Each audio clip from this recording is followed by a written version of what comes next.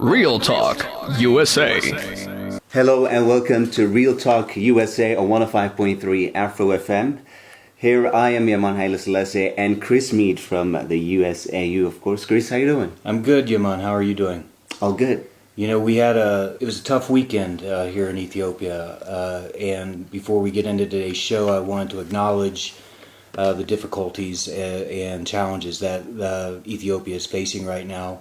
I want to hope and pray that all of our listeners, their families are safe and sound and healthy, and that we're hoping and praying for Ethiopia to pull through this. That's right. All thoughts are with the families, and wish them fast recovery as well. And today we have guests as usual. As usual, we have our guests, and I'm really excited today because one of the favorite things, people that have known me for a while, or even last year when I was here, the YALI, Young African Leaders Initiative, is one of my favorite things that the U.S. government does to mutually benefit Africa and the United States. It's a program it's a President Obama's initiative. It's been underway for some years now. We were really happy that with the new administration came in, whatever differences the two administrations had, we were with just concern this is going to disappear, but it continued because the benefits of the program are so self-evident and powerful that it continued on in its current iteration. And so the YALI Young African Leaders Initiative, the Mandela Washington Fellowship, the application period is open. And we'll have more details about timelines and all of that during the show later today. But I thought we could get the conversation started about what is YALI and what is it doing and what's the program like by introducing a couple of our alumni. Interesting. So, Patience, would you like to introduce yourself? Yes, thank you, Chris. Thank you, ma'am. Yema. Yeman, that's right. Yes. My name is Patience Kente. I work with the African Union Commission in the Office of a Secretary General. And I'm a proud, Mandela Washington Fellow of 2016. I was under the public management track, and I was at one of the best universities, and that's all I can say for now. Which is, so people want to know what university you consider the best, because I think Sem may have, he may have another opinion. I was saving the best for last, okay. But I was at Howard University, in the heart of Washington, D.C. That's correct. Which is the capital city of United States of America. Okay, so Sem, can you top that? I cannot. I'll fully acknowledge that I cannot. I told you. Anyways, hi listeners. My name is Sem Mandela Uutoni. I am also an alumni of the Mandela Washington Fellowship. I was a participant this year, and I was at the University of Minnesota, the kindest people in the U.S. So I was incredibly happy to be in Minnesota. So. Well, guys, thank you. Thanks for coming on today. And it was not hard to get you to appear because I think, like me, you guys believe in this program as much as I do. Let me tell a little story. I had been a political officer before going to Juba, South Sudan. And it was largely because of the power of the exchange programs when I started doing public affairs work in Juba that I switched job specialties because I loved YALI. I loved our IVLP, which is another program that we do. And so, I want to talk a little bit about this program, give a little bit of a background, then you guys can jump in. So Young African Leaders Initiative is a 6-week program, a 6-week leadership, and how would you guys describe it? I haven't done it. I've read it on paper and I've advertised it. But how would you describe that 6 weeks in the United States? I like to say that it's potentially transformational. And I put the word potentially because I think going into the experience, if you know what you want to get out of it, then it could be transformational. For me, it was incredibly transformational because I knew what I wanted to get out of the experience, and my focus was on that throughout the experience. So, that is one word I would use to describe it. As for me, I have so many words to describe it, but I'll just stick to one. It was an eye-opener, honestly. And to be honest, when I applied, I was really, waiting as if you're waiting to see whether you passed a job interview. Can you imagine that kind of intense pressure? Because I wanted to really make it to be a part of this.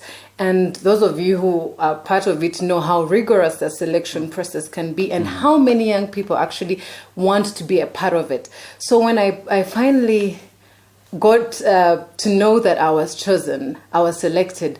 First of all, I was selected by my country at the national level, Ghana. Then I was also selected by the by USAU here. So It's a double selection. Exactly, it was a double selection, and then since I was already in Ethiopia, so it was easier for me to do the interview here. It was just like when I got it that day, I went out to celebrate, and I'll tell you why. My expectations were really high.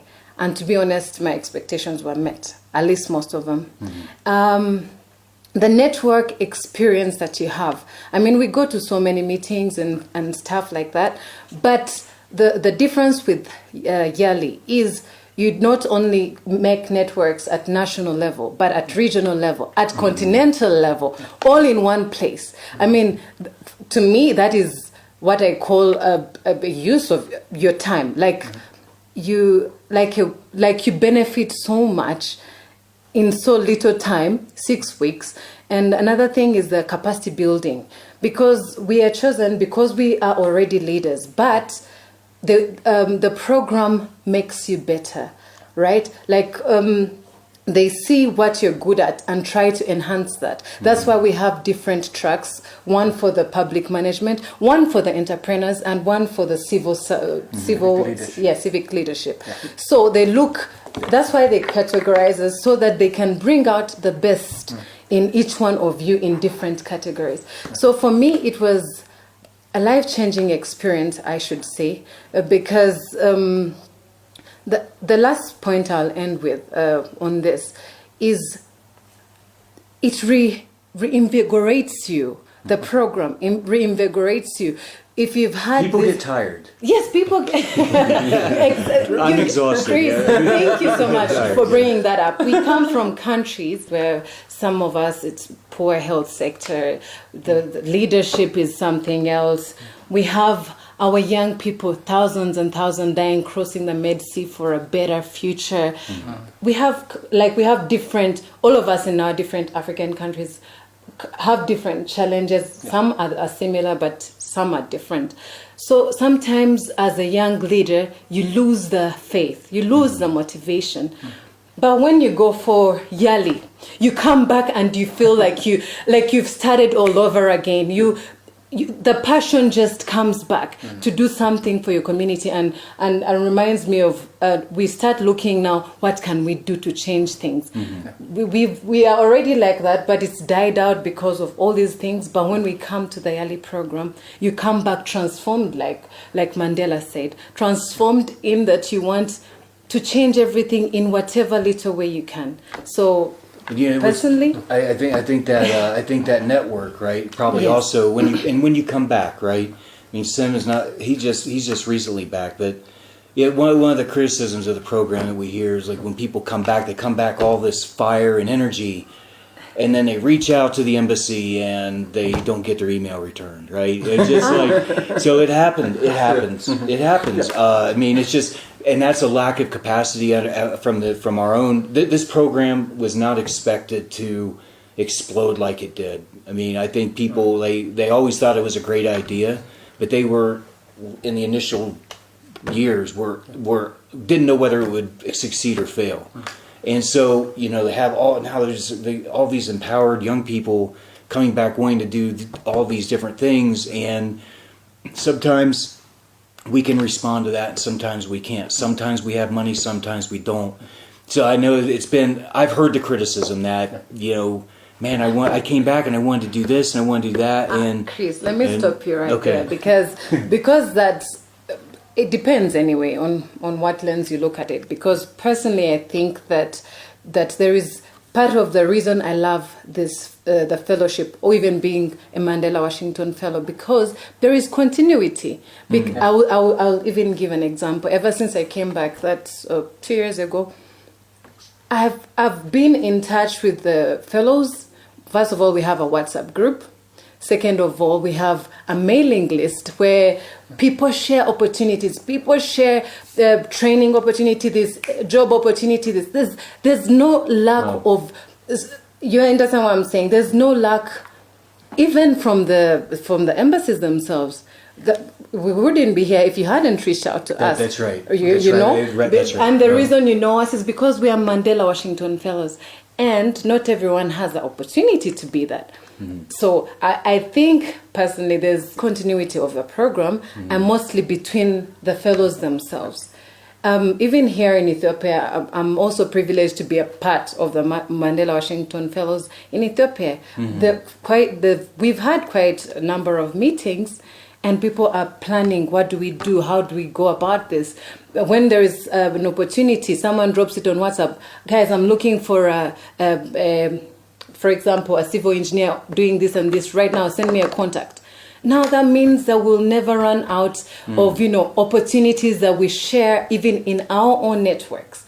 So YALI, I mean, it's only I can only say so much, but YALI, you need to be a part of it to know what I'm talking about. Well, you know what? I guess one of the reasons, why regardless, you don't need the embassy to do things, because that's my how, point exactly. Yeah, because you guys were all doing things and distinguish yourselves before we ever met you, right? And I think that's one of the great things about the program.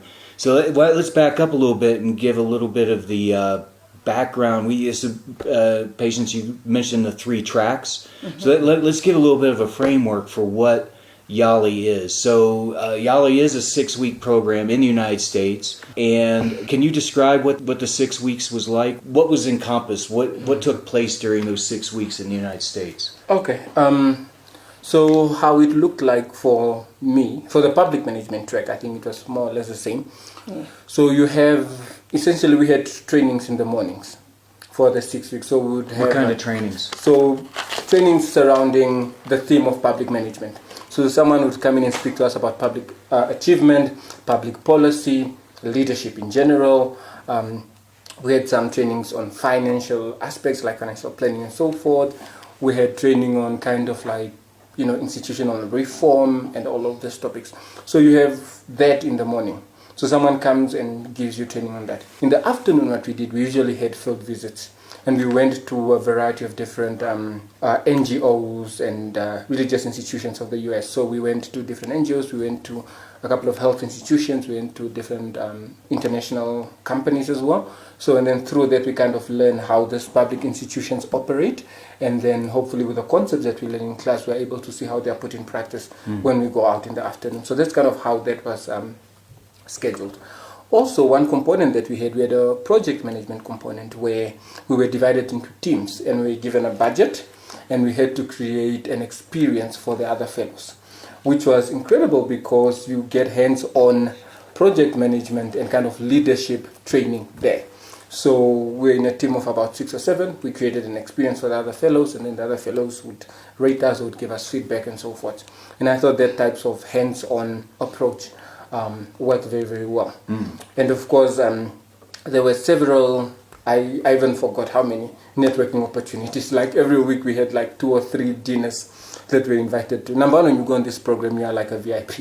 You are treated like a VIP everywhere you go. People are taking pictures of you. They are giving you gifts, which is just amazing. But we had, we had networking opportunities that were specifically organized by the university. So they would look at our bios, they would look at our interests, then they would invite people for a dinner who are kind of in the same areas that we are working in. So then through that, we are able to, number one, create these networks, but also just have discussions with some of these people. Some of the fellows were able to get investors for some of their projects. Some of them were able to get partners for some of their projects. I, for example, got someone that I'm working with for my project in Namibia now. And I think that is, I guess, kind of the motive behind this whole networking events is that you get, hopefully, partnerships that you can establish between US institutions. And of course, I think we'll get to this later, but also the YALI program has, different grants available. So if you meet a partner in the US that you want to work with, there are resources allocated specifically for that, for you guys to facilitate that. So yeah, in a nutshell, that is what the experience looked like. Well, Sem, I saw you did a lot of tweeting. You're all over social media. Do you want to give a little plug to your tweet? What's your tweet address so people can follow you? Oh, thank you. Yes, You get more followers. That's all you need. Is more I appreciate followers. that. That's a booster. Yes, so yeah, my Twitter is Uutoni Sem, at Uutoni Sem, so that is UUTONISEM. Thank you.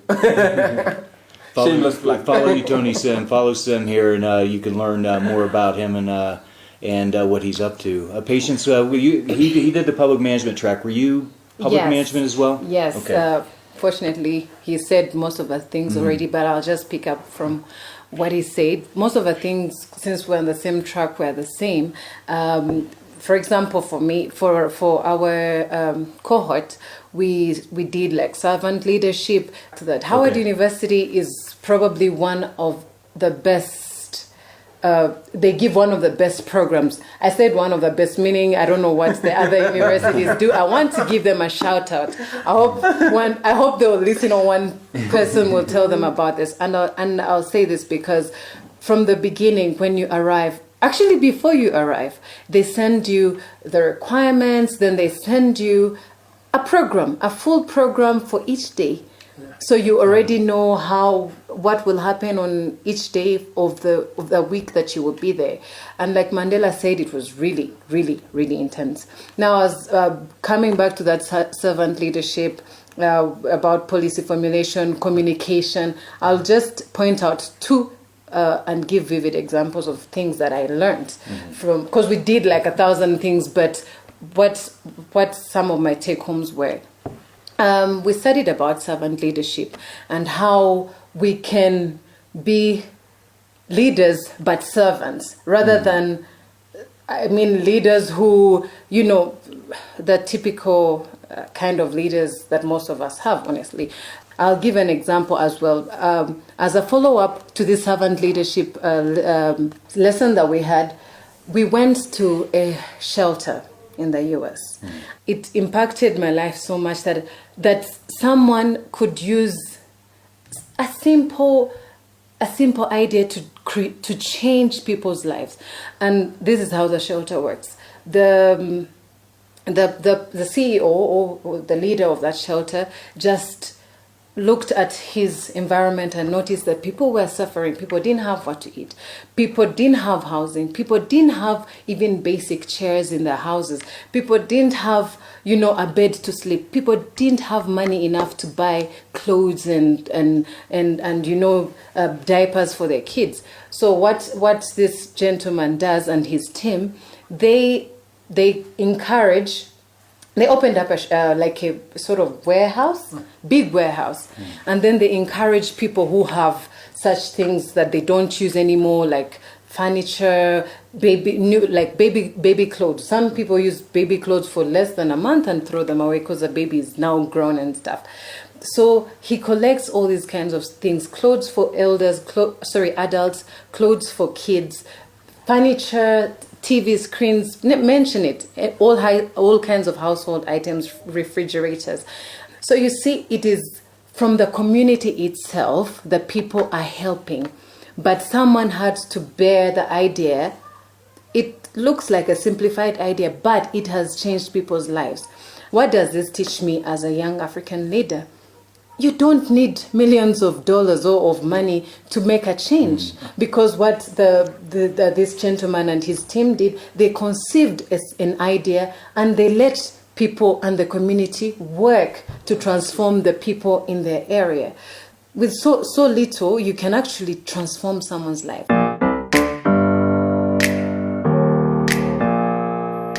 Real Talk USA. So Patience is, as you said, how would you, this year it's open, right? It's already open. It's going to close on the 10th of October, and we have a lot of youth here in Addis Ababa, Ethiopians and also other Africans as well who could be potentially eligible to this program. Including you, Yaman. That's right. That's right. I'll give it a shot. For the show, why don't we talk? Can we talk a little bit about the requirements? No? Yes, people can apply at yali.state.gov, right? That's correct. So the application period is now open. It opened last week on September 12th, and we were just discussing before we went on about how short the application period is this year. September 12th is open, and so you can go online right now to yali.state.gov/MWF, and that stands for Mandela Washington Fellowship, so MWF/apply. If you're having trouble understanding what I just said, that's actually one of the requirements of the program is to have very good English. So if you're listening and you said, what did he say? You go ahead and apply, check it out. But it's one of the things, you have to have strong English. And you have to be between the ages of 25 and 35 years old, and not a U.S. citizen or permanent resident. You must be eligible to receive a J-1 visa. You can't be related to an employee of the U.S. government. That's for the transparency thing. We don't want people getting their brothers and sisters and distant cousins into the program. And as I said, proficient reading, writing, and speaking English, and not already an alumni of the Mandela Washington Fellowship. I would say there's one that I kind of don't like because I believe it should be broader. And you have to be a citizen or resident of a sub-Saharan African country. That won't be a problem for Ethiopians. That's right. Unfortunately, for my recruiting pool, the African Union, we inevitably always get someone who says, I'm from Morocco, I'm from Egypt, why can't I apply? I'm an African. And unfortunately, I have to say, well, it goes back to the 1970s when the State Department bureaus split themselves up. And so the Africa Bureau, the way we're organized bureaucratically, is that Africa, for bureaucratic purposes, is everything south of the Sahara. Sub-Saharan. Sub-Saharan. So Egypt and the Maghreb are not included.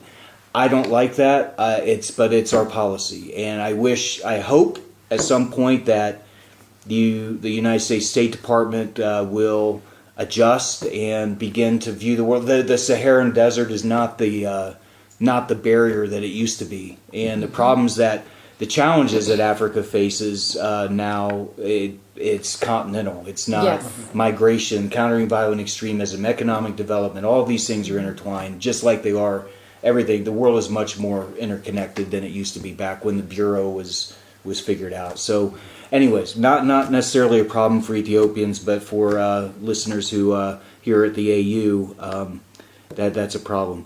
You guys stood out, right? I mean, and that's the thing, that when we get hundreds and hundreds of applications, but they're just, you can tell when you go through hundreds of applications, there are 20 or 25 that are like, yes, these guys, no kidding, are already demonstrating that they are young leaders. So we talked about some basic requirements, age, sub-Saharan Africa, and that English. That's the basic qualification, the eligibility. Now, to be qualified, to really stand out, can you guys talk a little bit about what you were doing before we found you?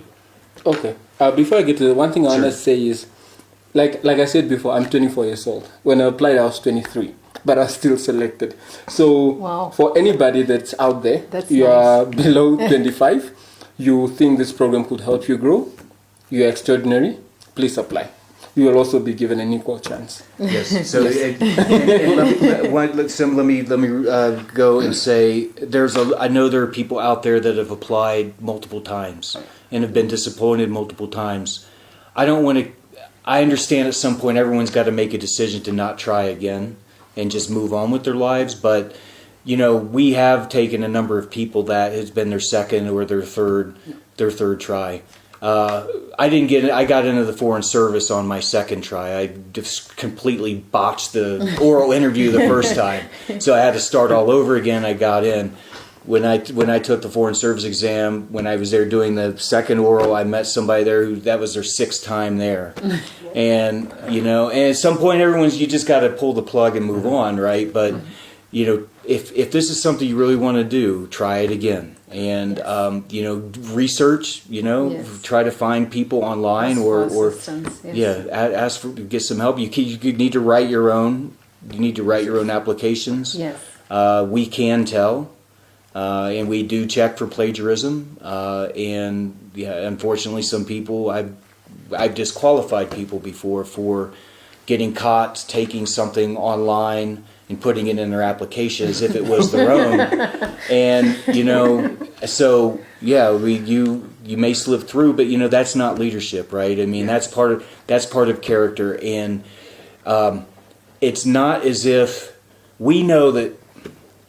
In all of our countries, there are examples of people with character and people that don't have character who are in leadership positions. Mm-hmm. We do not want to teach, and that the YALI program is not the cutthroat, rise to the top, step on whoever you have to step on to get there. Mm-hmm. Put people in jail, badmouth people on Twitter, right? That's not this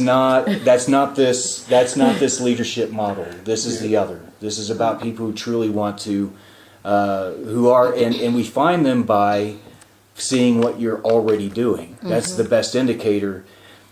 There are people who apply because they think this will take me to the next level. If you're looking for this program this program will give you things.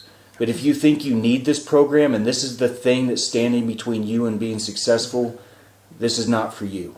Mm-hmm. This program is for people that are already demonstrating leadership with scarce resources in the face of adversity, already demonstrating success in their communities. They have a job and they also have something on the side where they're helping people.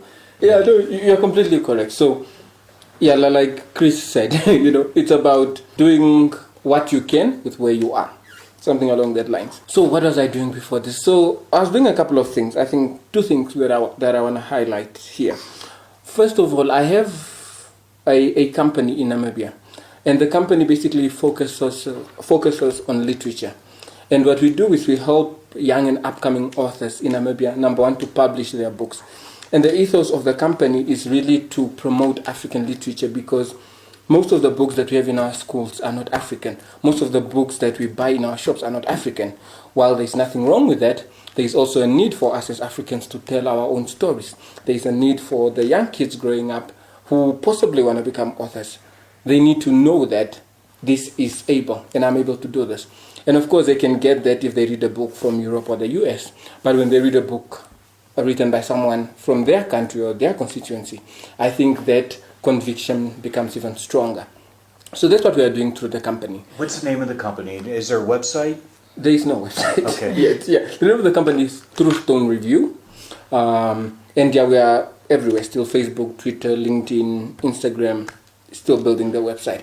But that is what we're doing through the website. And one of the reasons I applied for this program was there is such a huge industry of publishing and literature in the US. So one of my goals going into this program, particularly the US, was I wanted to find companies that are doing that, find out how they manage to scale their business, because we're at a point now where we need to scale. So I wanted to learn from them.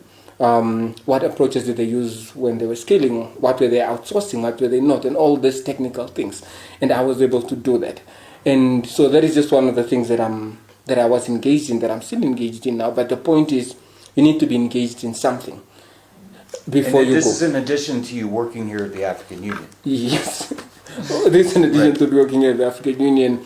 The company started a couple of years ago when I was still a student as well. I think it's 3-4 years old now. So, that's that. But you need to be engaged, you need to do something. And then one of the questions in the applications, at least for last year, was what skills are you hoping to learn and how will you apply them back home?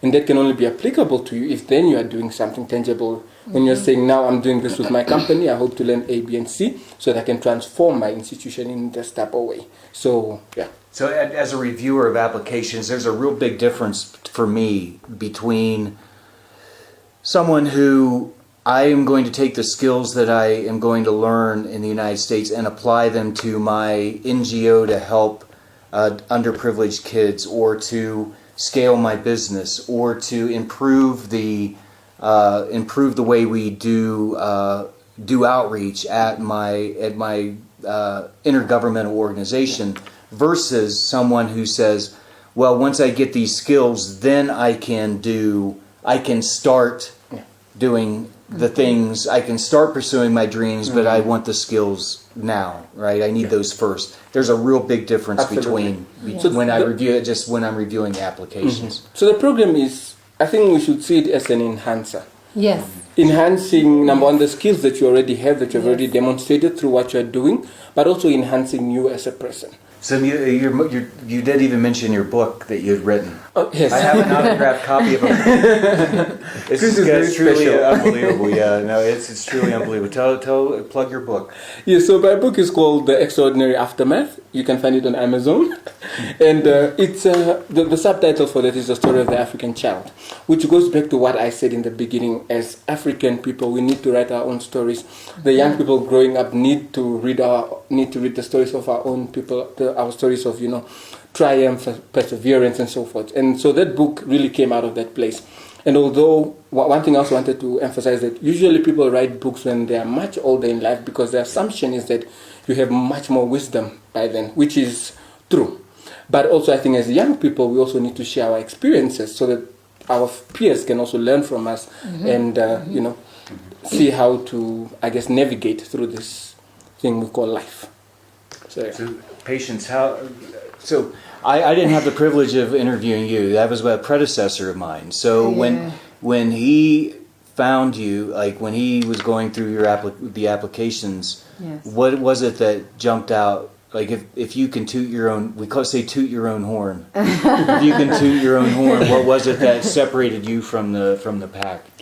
I guess a couple of things.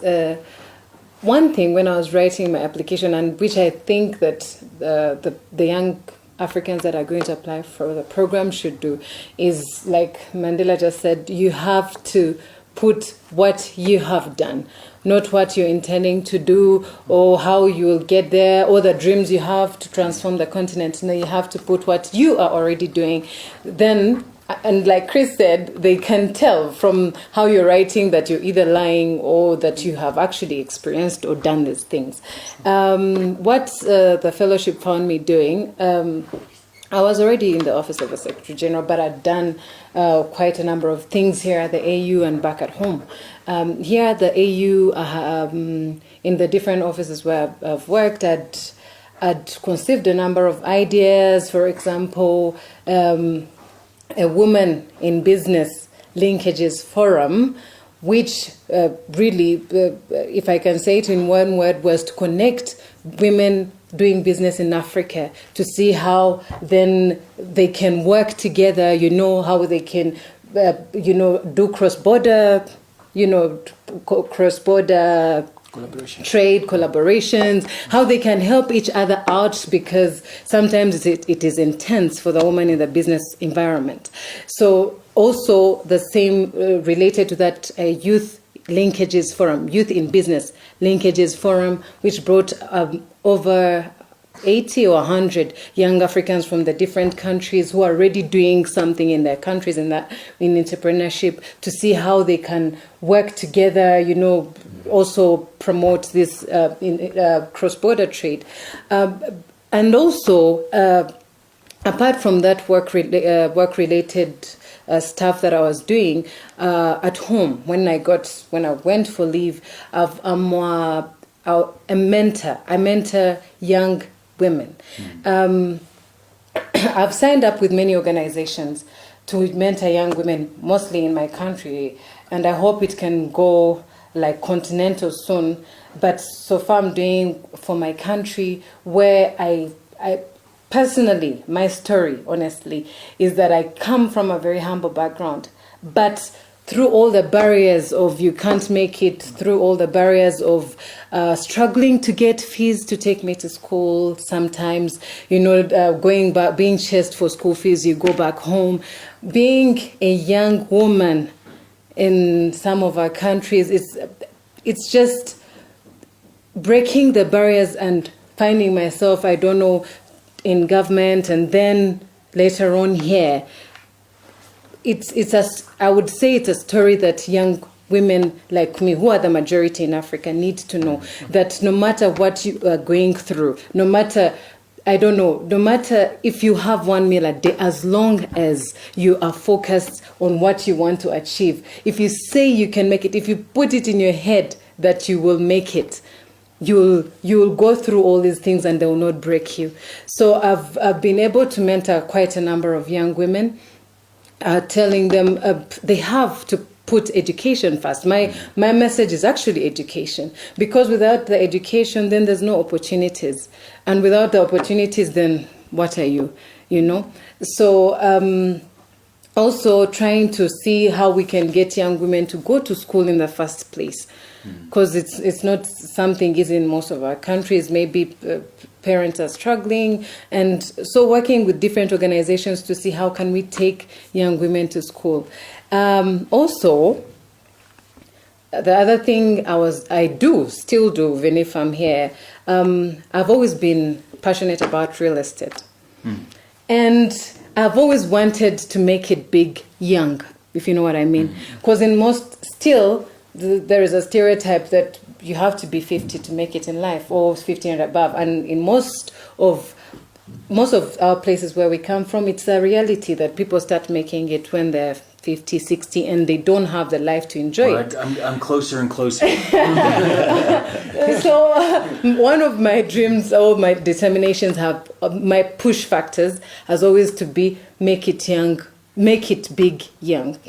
So real estate, I'm still not where I want to be. I just buy small pieces of land, sell them at a higher price because land doesn't depreciate. Buy another piece of land, sell the other one. You understand, like that. Make profit here, make profit there, like that. And until I reach to the part where I want, to now do the buildings and stuff like that. Until I've built capacity to get there. But I've started somewhere, right? We have to all start somewhere. So having a program like YALI just puts it all together. Why? You'll have already the networks that I was telling you about. If you have, for example, a piece of land to sell, you just WhatsApp. Guys, take a snapshot of the picture, send it on WhatsApp. This is what I'm selling. Anyone know someone? They'll all send it in their networks, and then soon enough, you know what I'm talking about. And also what I saw with the Ugandan cohorts, because I'm not at home most of the time, I'm here, but they support each other. For example, this thing that you have in Namibia, that event of yours that you have on Saturday. Oh, yeah. I don't know whether your fellow. Of course. Exactly. Yeah. So you find there's one who, for example, has had a dancing something because he's into the arts. So he had like a big concert. Then all the YALI people were helping him to organize it, to invite people. So you find there is a support. You have a support network with you. So that was for the dancing one. Then there was one who was organizing a health-related bazaar, something like that. And everyone they went there, attended, brought people to attend with them and take pictures and share these things. That is what YALI is about. It's about how can young people support each other, in young African leaders, to be better in whatever field they are.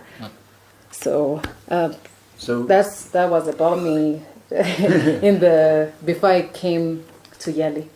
Well, if you're listening to this and you can understand the words that are coming out of my mouth, and you're between the ages of 25 and 35 years old, and one of the other things that is not a requirement. Typically, people are more competitive if they have limited experience with the United States. It's not a barrier. It's not a hard barrier. But if you've gone to the United States, you're educated in the United States, you've come back to Ethiopia, you work here at the African Union, you have tons of family, you're always going back. you're probably going to be at a disadvantage because the people that this program really the biggest impacts are for people on people who it's their first time going to the United States. But if this appeals to you, if you meet some of these qualifications and you want to take your entrepreneurship or your community service organization to the next level, look into becoming a young African leader with the Mandela Washington Fellowship Program.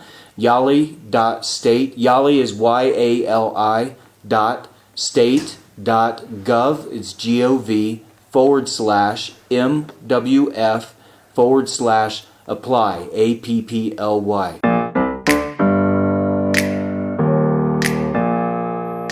Real Talk USA.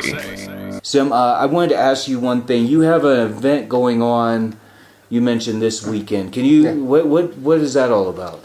So one of the things that I highlighted in my application on what I wanted to do when I come back was I wanted to establish a leadership institute in Namibia that will focus on developing young leaders, but with a special emphasis on community development as well.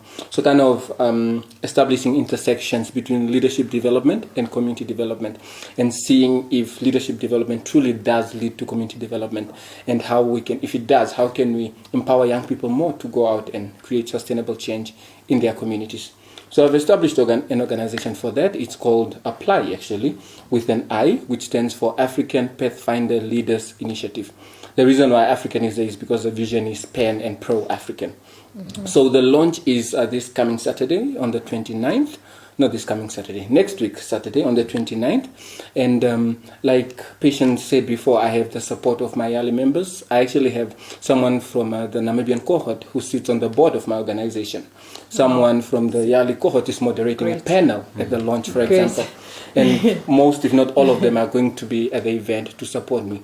So yeah, we are launching the event on Saturday, and our first training will be in January already. So I'm super excited for it. Of course, right now it's only in Namibia, but like I said, the African there is because the vision is pro-African and pan-African. We hope to expand to the rest of Africa. And this was very much inspired by what I have learned through my Mandela Washington Fellowship experience. Although I had the idea before, the experience definitely enhanced the idea and helped me put it into perspective more. Very good. So, Sem, have you been in contact with the U.S. Embassy in Namibia for support with this, or? Yes, so we've been in touch with the U.S. Embassy. We've invited the ambassador as well. We are still waiting for her to reply. But the Public Diplomacy Office knows about the initiative. I sent them a brief on the initiative, and we are actually exploring ways on how they could be more involved in the initiative as well. Very good. You know, it's one. I can't remember. One of you guys said something that reminded me of something. It was about you, Patience, who said that about just helping this one person go back to school. You know, and like I remember this story always reminds me of. There are two guys walking on a beach, and the whole beach is this a stupid story? You gave me, you blinked. Have you heard this? No, I haven't. Okay, it may be stupid. Maybe everyone's heard it, and I think I'm being clever, but and I'm not. But the two guys are walking on the beach, and there's a bunch of starfish that are washed up on the beach, right? And the one guy is watching the other guy, and guy number one is picking up one starfish and throwing it back in the ocean. And he walks and he picks up another starfish and he throws it back in the ocean. And the guy number two is just kind of amused watching this. Like, there are millions of starfish lying around on this beach. And he finally can't take it anymore. And he walks up to the guy and he's like, hey man, you know, what are you doing? Like, what are you wasting your time like this for? I mean, look at all these starfish. It doesn't matter. And he picks the first guy, reaches down and he picks up a starfish and he goes, it matters to this starfish. Yes. And he throws it back in the ocean. I don't know. I always like that story. Maybe it's stupid. Yeah, I don't know. It makes sense because like I was highlighting, that was just patience. But YALI has trained over 4,000 so far, is it? So look, and this is just one aspect of the program. This is the Mandela Washington Exactly. Fellowship. Yeah. There's two other I components. forgot to mention about the YALI Learns. Oh, YALI Learns. Sorry. The online one. Yeah. YALI Learns. To be honest, I took a course with them on, I think it was on gender and women something, because I've always been passionate about women issues, and I hope at one point in my career to go back to that, because right now I put a hold on the I've always been passionate about women and issues of women. So when YALI Learns kept on sending things, I logged in, took the course. I mean, these are things you can actually put on your CV that you've learned, and they're free. I mean, and that's why I told you about the continuity. There's actually continuity, not necessarily with the embassy, but YALI Learns. When, for example, 2019, they will send me a link. I will send it to everyone else. They will ask, are you willing to be a part of the people reviewing the applications? So you're involved with starting from the first cohort to even the cohorts that are coming. If you are committed to this, then you're YALI for life, unless you want to detach yourself. But the continuity is actually there. Sure. And Chris, the thing that we didn't talk about actually, which just came in my mind, is how do you think people, mostly to you, Mandela, not Chris, because you will not be applying, but to the applicants, what sold your story? So that what should people look out for when they're applying, so that they can make it? Everyone wants to make it. So how did you make it when you were applying? Okay, I think the first and foremost requirement is that you need to be doing something already. So you need to be doing something, and then you can come into this program. The advice that I would say, and it might be a bit too late for this, is that you need to start early. Because the application is intense. You cannot sit down one day and say, I'm going to finish it now. No. You cannot sit down the day before the deadline and say you're going to do it. That's not going to work. Let me interject. That's a very important point, because there are a lot of good candidates out there that, they've come to the interview and they are 3 times as good in the interview as they were on the application. Yes. And it goes into, and it matters, because there are people putting blood, sweat, and tears into their application, and to just for someone else to just throw one together and come in, that's the first, you're already got sort of a mark against you, because I know all the work that other people put into their applications. I've made joke and I made light of understanding English. I don't mean to. I do it because a lot of people are doing amazing things, but they can't convey it on paper. That's a problem, because, and the reason why it's important is not just because we want everyone in the world to speak English. It's because their courses are going to be taught in English. Yes, in English. And Americans, we're bad with languages, and nobody's going to speak French to you. No one's going to speak Arabic to you, Swahili. It's just we speak English, and many people speak Spanish, and that's it. that's our problem. It's not yours, but it's your problem when it comes to this, right? Yeah. And so that's completely true and relevant. So and one advice I would say is you need to genuinely work hard on your application. That's something I really want to emphasize, that if you don't genuinely work hard on your application, you're not going to make it. If the word limit is 300 words and you only put 10 words, then that shows your effort and focus, and you are most likely not going to make it. Also, I also understand that a lot of words doesn't mean anything, but you need to be aware of some of those things as well, and of course answer all of the questions. But if you can, write your application one day, sleep on it, wake up tomorrow and read it again and see if it makes sense before you send it in. So this is why you cannot do it last minute. Or if you have your friend or your sister to even just review it for you and see how it is, then it's good, because the program is competitive. Last year there were over 40,000 applications for 700 spots. So if you don't put in the work, you're not going to make it. And it doesn't matter if you're applying for the second, the third, or the fourth time. You need to genuinely put in effort for you to make it, to be accepted. And once you get accepted, there is nothing like it. I've never had such a transformative experience before. It's worth all the work, all the blood, sweat, and tears, as we say. So yeah. It doesn't hurt to be, when you come to your interview, to stand out. And Yes. Sem, before Sem opened his mouth, you're saying I wear his carnation patience? This I got this from him. I permanent style change. That when Sem came into, even before he started talking, I had read his application. The application was incredible because of, I tell you what stood out for me is he's working here at the African Union, but the things he had been doing back in Namibia, to be 23 years old and to have already started a online, book or company, and to have written a book. I mean, it blew my mind. I aspire to write a book, but it's hard. Yes. It is extremely hard to write a book. And so now we're going to see a bunch of applications with budding people with fake book titles. Sem actually had a copy of the book, and he gave it to me, so I know it exists.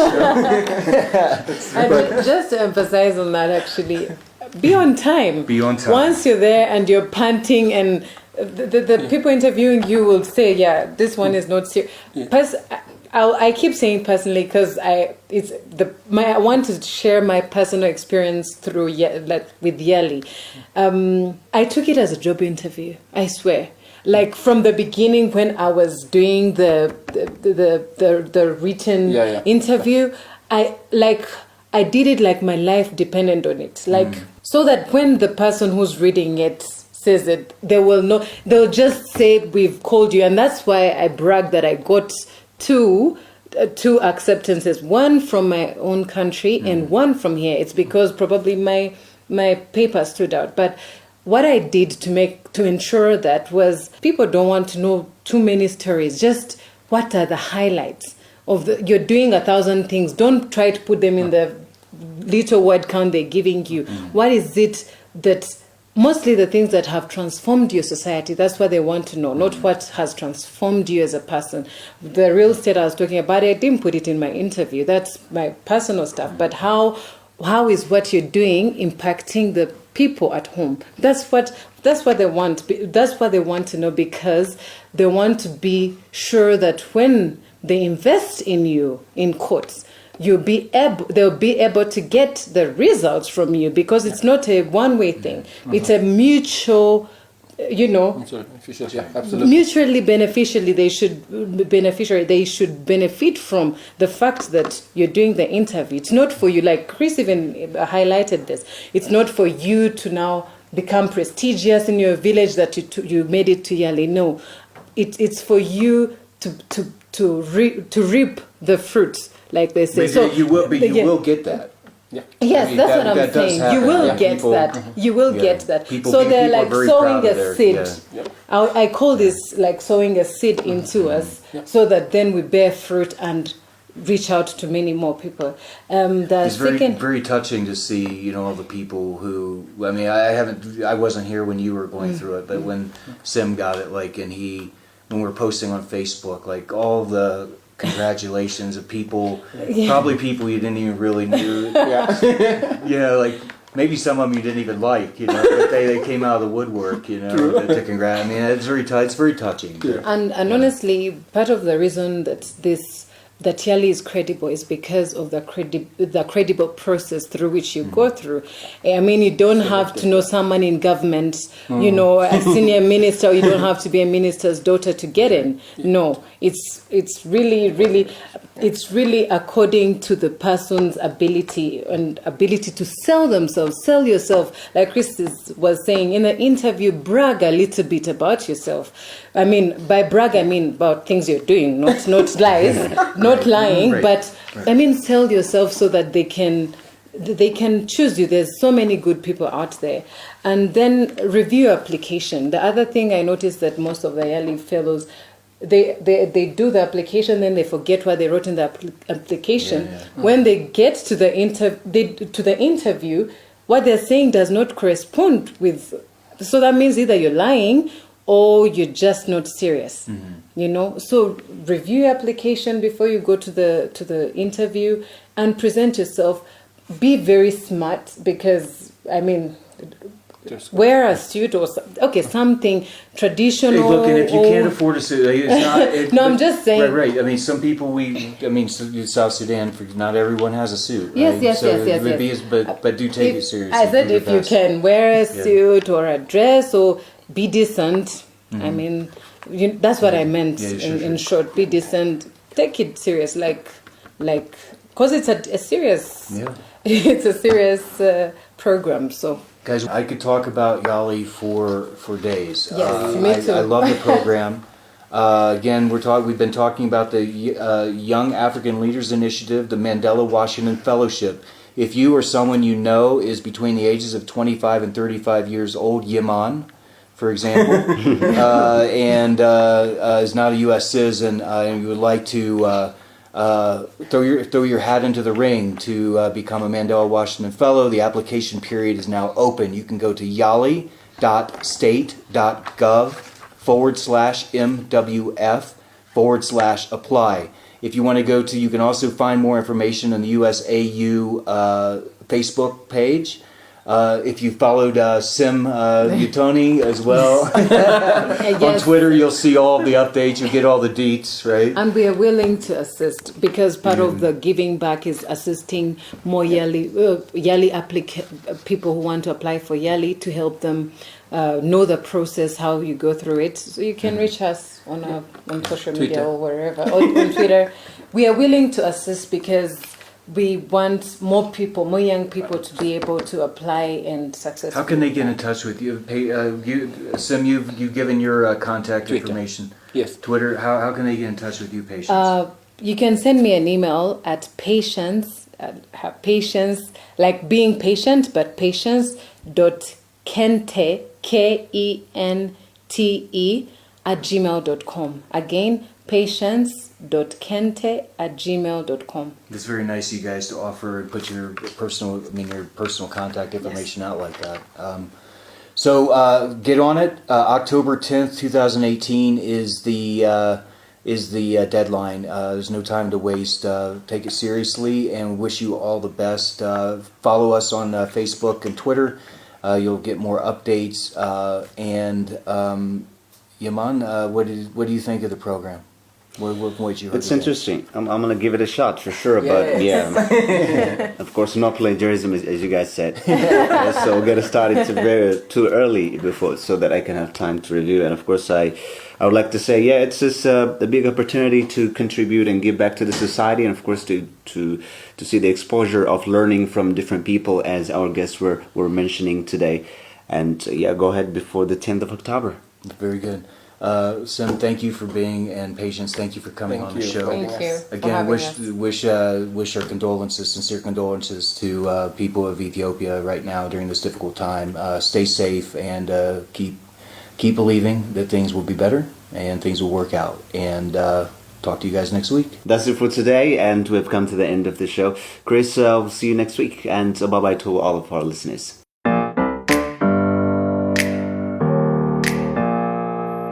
Real Talk USA.